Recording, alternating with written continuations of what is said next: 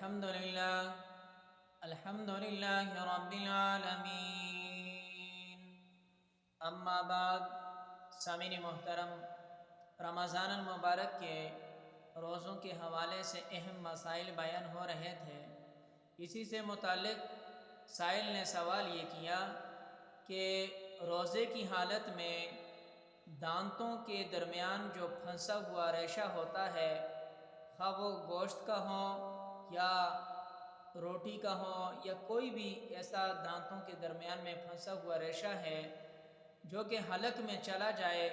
خواہ وہ خود بخود چلا جائے یا جان بوجھ کر چلا جائے، تو یاد رکھو اگر وہ چنے کی مقدار کے برابر تھا یا چنے کی مقدار سے زیادہ تھا تو روزہ ٹوٹ جائے گا، قضا آئے گی، کفارہ نہیں ہے۔ قصداً حلق میں لے جانے سے تو کفارہ بھی آئے گا، مگر خود بخود اگر چنے کے دانے کے برابر یا اس سے زیادہ خوراک کا یا گوشت کا